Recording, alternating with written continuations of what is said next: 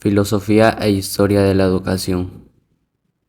Nosotros somos el grupo número 5. Sus integrantes son Anthony Basurto, Shirley Carrión, Kevin Molina, Marcos Mendoza y Jeremy Guevara. La educación ha sido un pilar fundamental en el desarrollo de la sociedad a lo largo de la historia. En esta línea de tiempo presentamos los hitos más significativos en la evolución de la educación ecuatoriana, desde la época colonial hasta la época de la actualidad. A través de esta línea de tiempo exploraremos cómo ha cambiado la metodología, las políticas educativas y el acceso al conocimiento, reflejando las necesidades y valores de cada época, marcando un avance en el ámbito educativo ecuatoriano. En el año de 1835, modelo lancasteriano con Vicente Rocafuerte, que promueven un modelo extranjero, el memorismo y la rigidez. Después, en el año de 1845, la educación confesional católica, impulsada por Gabriel García Moreno. La educación religiosa, que responde al modelo de Estado confesional, ingresó de varias órdenes religiosas que se harán cargo de la educación del pueblo. En 1863, Gabriel García Moreno invirtió dinero en la construcción de escuelas, colegios, observatorios, imprentas y fundó la Escuela Politécnica Nacional. Además, optó un modelo educativo europeo y para llevarlo a la práctica tuvo que instaurar en el país a los padres jesuitas para que se encarguen de la formación del pueblo ecuatoriano. En 1865 se evidenció los primeros resultados del modelo de estudio europeo que implementó en el país el presidente Gabriel García Moreno, el cual fue un éxito en aquella época. En 1871 se dispuso que la educación en Ecuador sea gratuita y obligatoria. Se establecieron dentro de los colegios de Quito para la formación de maestros indígenas. En 1905, la educación laica, gratuita y masiva. La educación pública es obligatoria y de amplia cobertura. Busca formar ciudadanos sensibles para la construcción de la patria. Creación de varios colegios nacionales para formar a las clases dirigenciales. En 1913, según Terán, en este año se realiza la contratación de la primera misión alemana portadora del método herbartiano. En 1928 se fundó la Facultad de Filosofía y Letras en la Universidad Central de Quito. En 1938 se da la Ley de Educación Superior, la cual otorga a las universidades autonomía para su funcionamiento técnico y administrativo. Se declaró obligatoria la sindicalización del profesorado fiscal y se aprobó la Ley del Magisterio. En 1940 predominan las ideas socialistas en el país y el Ministerio de Educación. Como consecuencia de esto, mira a la educación rural desde su propia naturaleza y perspectiva. Se vincula la educación con el mundo social, cultural, económico y aún político. En 1946, con la 16ª Constitución del Ecuador, se estipula que la educación es un derecho de los hijos y un deber de los padres. En 1950, las situaciones educativas han cambiado tanto en términos cuantitativos como cualitativos. La capacitación y el mejoramiento de docentes son objetivos permanentes. En 1960, la política educativa favorece a la educación primaria en las zonas rurales, así como un considerable crecimiento de la enseñanza secundaria pública en las ramas de la enseñanza general y técnica. En 1963, en tiempos de la Junta Militar, se crea un programa nacional de alfabetización y educación para adultos.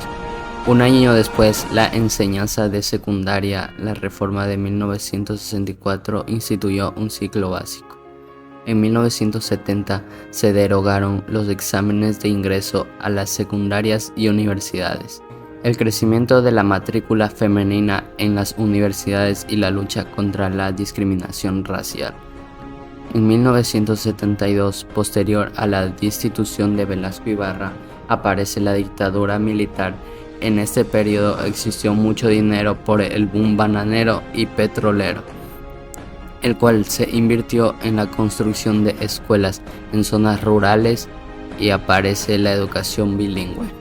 En 1979, en la época de democracia, existieron procesos importantes como el Plan Nacional de Alfabetización de Jaime Roldós, y después de su muerte se crea la penúltima Ley Orgánica de Educación. En 1988, por parte del Estado, fue creada la Dirección Nacional de Educación Intercultural Bilingüe. Además, surgieron otras especializaciones en el ámbito docente, parvulario especial y adultos. En 1990, el Estado neoliberal desmantelarían del Estado Nacional la baja inversión en la educación.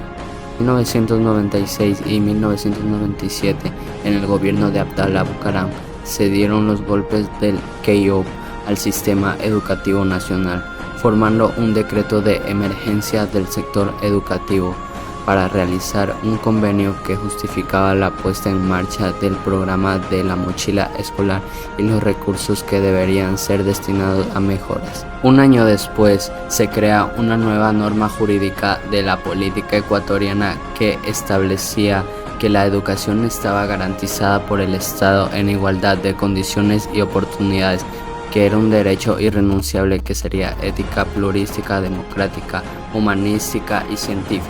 En el año del 2002, la educación volvió a ser colocada en el escenario nacional y en la agenda electoral, fundamentalmente en torno al contrato social por la educación. En el año del 2006 se dio una consulta popular donde los ecuatorianos tuvieron que aprobar que las 8 políticas del Plan Decenal 2006-2015 sean consideradas políticas de Estado. En el 2008, la recuperación de la Rectoría del Estado, la CPE, del Estado año implementa 3 ejes estratégicos para nuestra educación: buen vivir, Estado de Derechos y aportes de la pedagogía latinoamericana. El artículo 26 de la CPE.